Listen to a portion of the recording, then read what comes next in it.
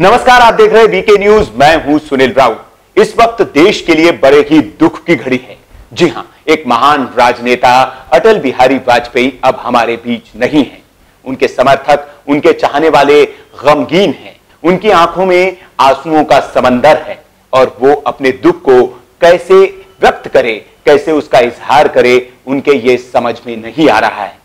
आपको बता दूं कि इस बीच खबर यह आ रही है कि अटल बिहारी वाजपेयी का अंतिम संस्कार परसों के दिन किया जाएगा।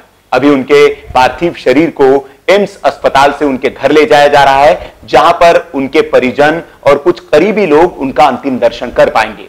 उसके बाद कल पार्टी मुख्यालय यानी कि बीजेपी दफ्तर में उनका पार्थिव शरीर रखा जाएगा, जहां उनके चाहने वाले, उनके समर्थक और आप सब लोग उनका अंतिम दर्शन कर पाएंगे। जिसके बाद परसों के दिन उनका अंतिम संस्कार किया जाएगा। अभी उनके पार्थिव शरीर को लेपन के लिए ले जाया गया है ताकि उनकी बॉडी सही रह सके परसों के दिन तक, और लेपन के बाद उनके शरीर को उनके घर ले जाया जाएगा।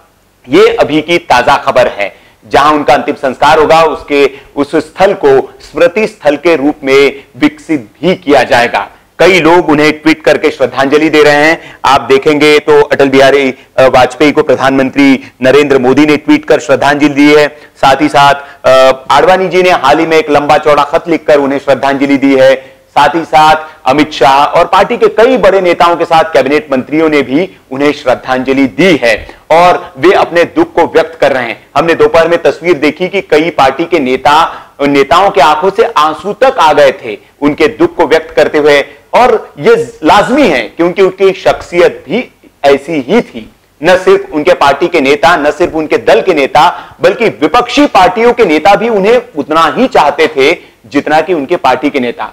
उनकी शख्सियत ऐसी थी, एक बड़े अजीम शख्सियत थे। और न सिर्फ भारत, बल्कि आपको यह जानकर हैरानी होगी कि पाकिस्तान में भी अटल बिहारी वाजपेयी की उतनी ही फॉलोअरशिप थी। मेरे साथ मेरे सहयोगी अमित है। अमित, आप बताइए, अटल बिहारी वाजपेयी के बारे में आपने भी पढ़ा होगा, क्योंकि ऐसा हो नहीं सकता कि अटल बिहारी वाजपेयी के बारे में कोई युवा न जानता हो, कोई न पढ़ता हो। आप अटल बिहारी वाजपेयी को कैसे देखते हैं? देखिए, अटल बिहारी वाजपेयी, अगर मैं उनकी शख्सियत को जब देखता हूं तो अटल बिहारी वाजपेयी एक ऐसे नेता थे जिसने इस हिंदुस्तान की राजनीति को एक नया मोड़ दिया। जी, चाहे वो शाइनिंग इंडिया, एक दूरदृष्टि थी उनकी। उन्होंने कहा कि मुझे पूरे भारत में, उन्होंने एक सपना देखा था कि चारों तरफ सड़कें बने। सड़क जो अटल सड़क योजना थी, ग्राम सड़क योजना है, आज जो लिंक रोड हमारे यहां तक पहुंची हुई है, वो अटल जी के दिमाग की पैदाइश थी। और आपको मैं एक बात बताता हूं सुनील जी, कि अटल बिहारी वाजपेयी का जो 2004 के बाद जो विजन था, उसमें उन्होंने साफ कहा था कि पूरे भारत के अंदर नदी जोड़ो अभियान, नहर जोड़ो अभियान, ये सब चलाएंगे। और जब उस अभियान को हमने फॉलो नहीं किया, इस अभियान को चीन ने फॉलो किया और 2014 में उन्होंने उस अभियान को पूरा कर दिया।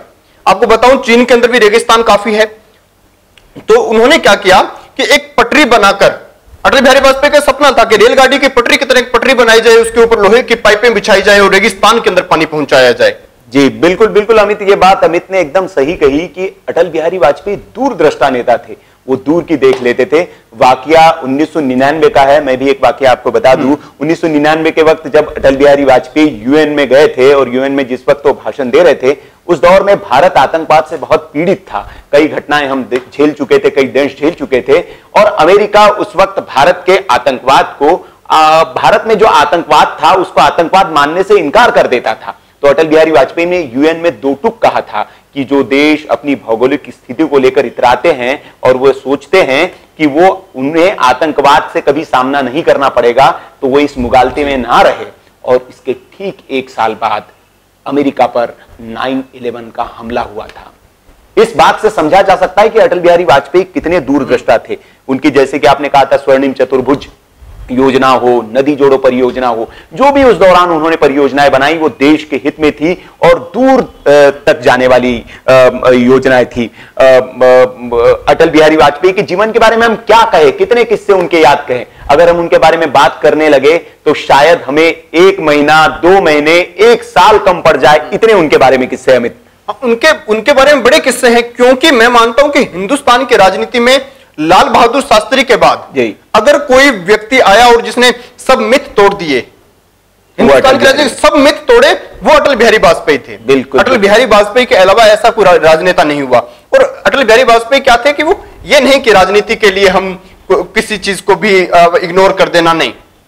आपको बता दूं कि राम मंदिर के टाइम अगर कहते हैं कि मस्जिद तोड़ी गई, राम मंदिर ये बीजेपी की थी और उस वक्त उनको बदनाम भी किया गया अटल बिहारी वाजपेयी को, पर उनके जो करीबी लोग हैं, जो बड़े पत्रकार हैं कुलदीप नैयर जैसे, वो लोग बताते हैं कि अटल बिहारी वाजपेयी कभी इस चीज के साथ नहीं थे कि मस्जिद तोड़ी जाए, राम रथ यात्रा निकाली जाए, क्योंकि वो सांप्रदायिकता के आधार पर नहीं करना चाहते थे। बिल्कुल बिल्कुल अमित, मैं इस बात पर क्यों, ये इससे भी साबित होता है कि गुजरात में जो दंगे हुए थे नरेंद्र मोदी के को उन्होंने जो उस वक्त उनका स्टैंड था वो बिल्कुल उससे खुश नहीं थे। उन्होंने नरेंद्र मोदी को राजधर्म का पालन करने की सलाह भी दी थी और इससे पता चल जाता है कि वो इस पचड़े में नहीं पड़ना चाहते थे। वो एक बेहद कवि मन के व्यक्ति थे, बहुत क्रिएटिव रचनात्मक व्यक्ति थे और वो इस तरह की चीजों में बिल्कुल रहना नहीं चाहते थे।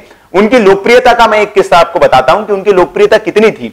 उनकी लोकप्रियता भारत ही नहीं, जब 1977 की बात है, जब मोरारजी देसाई सरकार में वो विदेश मंत्री थे, उस वक्त पाकिस्तान के राजनयिक जब उनके घर पर जब वो सरकार चली गई थी उनकी, उसके बाद उस वक्त का एक किस्सा है, तब अटल बिहारी वाजपेयी अपने घर पर चाय की चुस्कियां ले रहे थे और उस वक्त राजनयिक पाकिस्तान के सत्तार साहब अटल जी के घर पर आए और अटल जी के लिए वो तोहफा लेकर आए थे। तत्कालीन मेजर साहब थे, उन्होंने उनके लिए एक तोहफा भेजा था, उसमें पठानी सूट था, वो तोहफा लेके आए थे। उस दौरान उन्होंने कहा कि अटल जी आप ऐसा क्यों नहीं करते कि पाकिस्तान से चुनाव लड़ ले। उन्होंने कहा कि पाकिस्तान में आपकी इतनी लोकप्रियता है कि अगर आप पाकिस्तान से चुनाव लड़ ले तो अच्छे की जमानत जब्त हो जाए।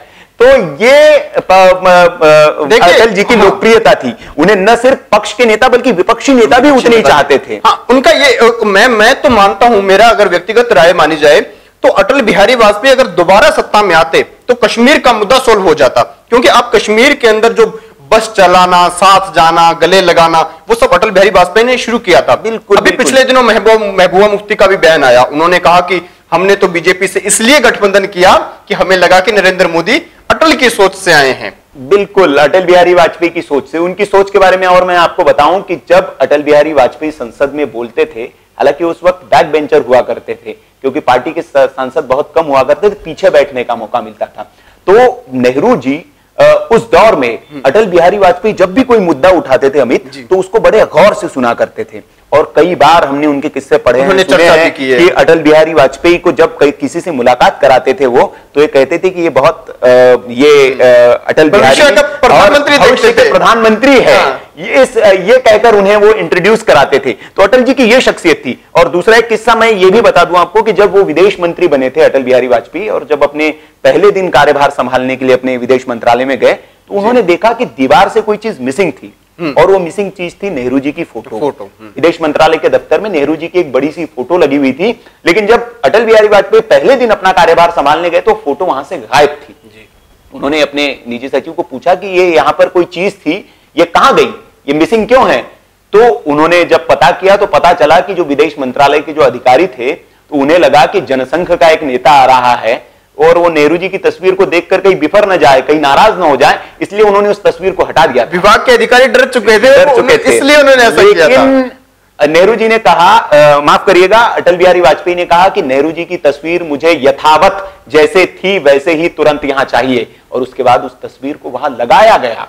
उन्हें एक बात और बता दूं, सिर्फ नेहरू जी तक की बात नहीं थी, उन्होंने खुलेआम संसद में इंदिरा गांधी के कामों की तारीफ भी की थी। इंदिरा गांधी को उन्होंने दुर्गा की उपाधि दी थी, मतलब वो विपक्ष के नेताओं के काम को भी सराहना करते थे। हालांकि आपातकाल की उन्होंने आलोचना भी की थी, तो वो आलोचना करते थे तो वो तारीफ भी करते थे। तो ये अटल जी की शख्सियत थी, और इसीलिए आज पूरा देश गमगीन है। न सिर्फ पक्ष के नेता बल्कि विपक्ष के नेता भी गमगीन हैं। सुनील जी, मैं हमेशा कहता हूं कि जो अटल बिहारी वाजपेयी थे ना, वो एक अटल विश्वास था, अटल अपनी बात पर अटल थे। वो उन्होंने माना जाता है कि अमित, मैं एक अभी खबर आ रही है, आपको बता दूं कि बीजेपी राष्ट्रीय कार्यकारिणी की आज बैठक होनी थी, उसको स्थगित कर दिया गया है और देश के जितने भी बीजेपी कार्यालय है वहां से बीजेपी के ध्वजों को झुका दिया गया है।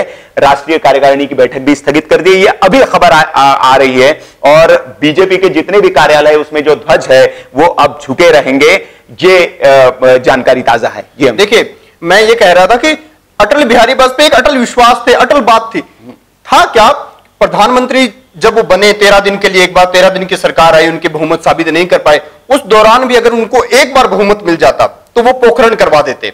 और आप देखिए, जब उनकी सरकार बनी 98 में, मार्च में सरकार बनी और 11 मई को पोखरण हो गया, करा दिया। मतलब कोई डर नहीं, ये नहीं कि उसके बाद डॉलर बढ़ जाएगा, कई आर्थिक प्रतिबंध भी लगाए, लेकिन उन्होंने इस बात का बिल्कुल संकोच नहीं किया, वो डरे नहीं। उन्होंने कहा कि हम अटल है और इसीलिए उनका नाम अटल था। हाँ। और अटल वो जैसे उनका नाम था वैसे ही उसी के अनुरूप वो अपने व्यक्तित्व पर वो अड़े रहे, डटे रहे और इसीलिए पूरा देश आज गमगीन है और भावनाओं का एक ज्वार उमड़ रहा है लोगों के अंदर। लोग यकीन नहीं कर पा रहे। मैं आपको बताऊं कि हम लोगों ने दोपहर में एक खबर आई थी हमारे पास कि अटल बिहारी वाजपेयी नहीं रहे।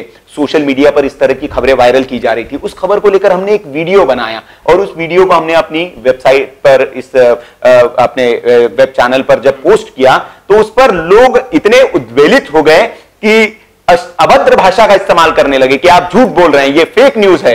आप इससे समझ सकते हैं कि अटल बिहारी वाजपेयी के प्रति लोगों का कितना प्रेम था। वो इस बात को पचा ही नहीं पा रहे हैं या पचा ही नहीं पा रहे थे कि अटल जी अब उनके बीच में नहीं है। तो एक राजनेता, लेकिन आज के दौर में ऐसे राजनेता बहुत विरले ही थे और उनमें से अटल बिहारी वाजपेयी थे जो हमारे बीच से जा चुके हैं, हमारे बीच में नहीं है। वीके न्यूज की ओर से हम उन्हें श्रद्धांजलि देते हैं और श्रद्धा सुमन अर्पित करते हैं और उम्मीद करते हैं कि अटल बिहारी वाजपेयी के जो समर्थक है, जो चाहने वाले हैं, उनको ये दुख सहने की शक्ति दे। बहुत बहुत शुक्रिया।